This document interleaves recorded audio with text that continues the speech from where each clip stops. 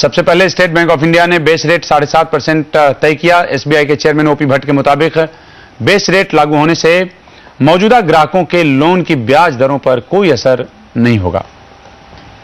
1 जुलाई से जब base rate चालू होगा तो जो भी हमारे एग्जिस्टिंग कस्टमर्स हैं उनके किसी भी प्रोडक्ट, किसी भी लोन पे एप्लीकेबल रेट पे कोई अंतर नहीं पड़ेगा।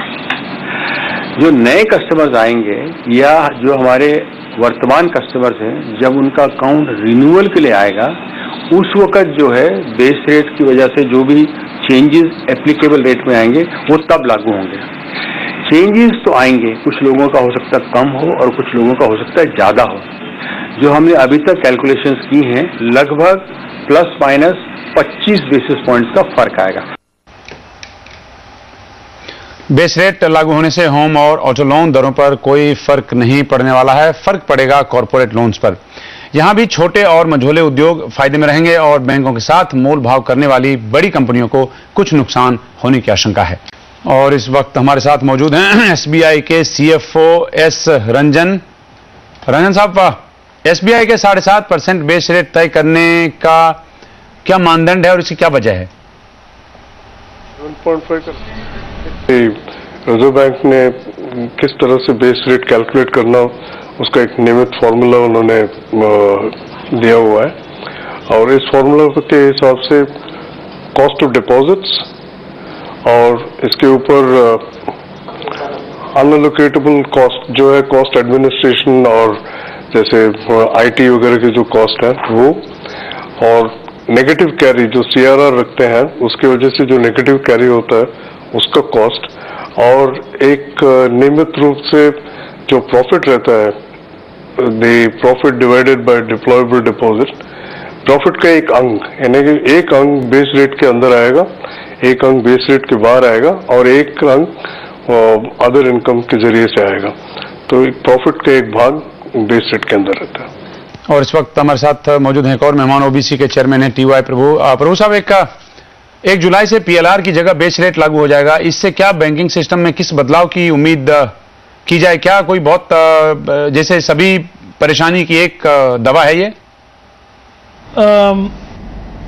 बेस रेट से नीचे हम किसी को लोन नहीं दे पाएंगे, excepting some exempted category like staff loan, DRI loans and banks own deposits. ये 3 छोड़ के बाकी किसी लोन के लिए हम बेस रेट से कम नहीं दे सकते।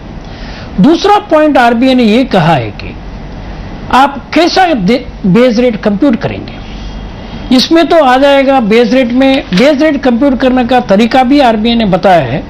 इसमें अपना कॉस्ट ऑफ डिपॉजिट लेना है बैंक को और उनका उस डिपॉजिट में जो सीआरआर और एसएलआर हम रखते हैं इसके लिए कैरी भी लेना पड़ेगा, थोड़ा अनएलोकेटेबल ओवरहेड्स भी लेना पड़ेगा and average return on our net worth लेना पड़ेगा। ये 4 कॉम्पोनेंट लेके हर बैंक को बेस रेट डिसाइड करना पड़ेगा। और अब इस पर बात करने के लिए एक और नए मेहमान हमारे साथ हर्ष रुंगटा साहब हैं, सीईओ हैं अपना पैसा.com के।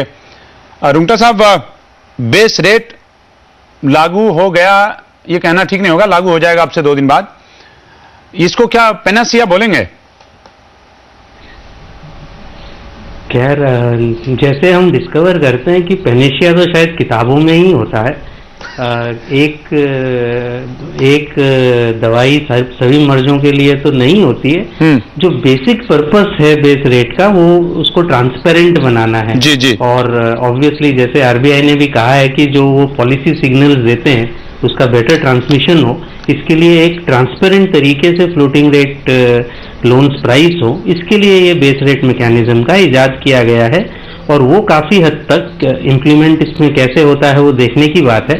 लेकिन अगर जिस स्पिरिट में वो बनाया गया है उसी स्पिरिट में अगर इम्प्लीमेंट होता है तो इसमें कोई शक नहीं है कि पारदर्शिता आएगी जी। और फ्यूचर में जब कस्टमर्स लोन लेंगे तो उनको ये, और समय बताएगा, लेकिन ये क्लियर हो जाएगा कि जब रेट्स गिरेंगी तब उनको भी रिलीफ मिलेगी, न कि सिर्फ नए कस्टमर्स को। तो ये एक बहुत बड़ा पॉइंट हो जाएगा। हर मर्ज की दवा क्लियरली नहीं हो सकती है बेस रेट। क्या जैसे आप अलग अलग कैटेगराइज कर रहे थे कि इससे पारदर्शिता आएगी, दूसरा जो ये जिनको ऊंचे ऊंचे दरों पर लोन मिलता है, जो ज्यादा क्रेडिट वर्दी नहीं है, उनके लिए भी ये देखने में रहेगा कि क्या दूसरों को जो लोन मिल रहा है क्या वो उनके बनिस्बत किस मोल भाव के साथ मिल रहा है। क्या ऐसे में ये कह सकें कि जो छोटे और मझोले दर्जे के उद्योग हैं उनके लिए थोड़ी स्थिति पहले से बेहतर होगी? ये कह पाना तो थोड़ा मुश्किल है, बिकॉज कई फैक्टर्स इसमें इन्वॉल्व हैं। ऑब्वियसली अगर हम स्मॉल स्केल सेक्टर की बात करें तो उसमें सिडबी की स्कीम्स भी हैं, रिस्क शेयरिंग की और भी कई रिक्वायरमेंट्स हैं। तो ये कहना कि और आज भी कोई उनको बहुत सस्ता लोन मिल रहा हो ऐसा तो नहीं है। तो ये कहना कि उनकी लोन की रेट बढ़ जाएगी कोई जरूरी नहीं है। मैं तो ऐसा नहीं मानता कि बढ़ ही जाएगी। वेट एंड वॉच ही कहा जा सकता है इस वक्त तो। और शायद ये जो एमडीज हैं बैंकों के, वो शायद इस सवाल का मेरे ख्याल से ज्यादा बेहतर जवाब दे पाएंगे। चलिए एक सवाल उन्हीं से पूछ के देख लेते हैं। रंजन साहब, बेस रेट का लोन पर किस तरह का असर हो सकता है?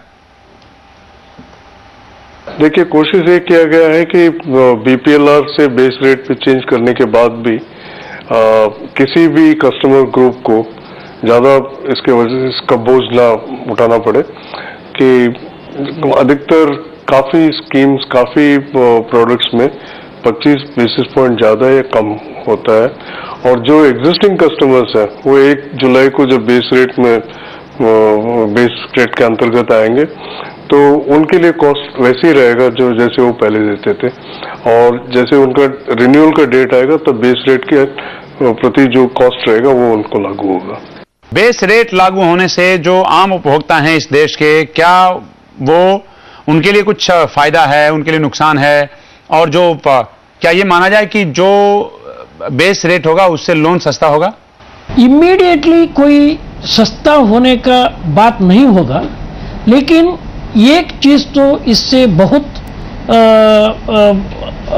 क्लियर हो जाएगा कि आम लोग या छोटे लोगों को लिए भी ये जो एमएसएमई है, माइक्रो एंड स्मॉल एंटरप्राइजेस है, और ये छोटा एक एंटरप्राइज करने वाला है, एसएसआई है, मैन्युफैक्चरिंग यूनिट है, इनके लिए जो प्राइसिंग में आज तक जो थोड़ा ज़्यादा प्राइस बैंक करते थे उनका लोन पर, वो थोड़ा कम होने का संभावना है। और जो हम कॉरपोरेट्स को जब भी लिक्विडिटी जब भी बैंकर्स में ज़्यादा होती थी, तब हम कॉरपोरेट्स को जो शॉर्ट टर्म लोन कहते हैं, ये शॉर्ट टर्म लोन बहुत कम प्राइस में देते हैं, वो दोनों अभी कन्वर्ज हो जाएगा।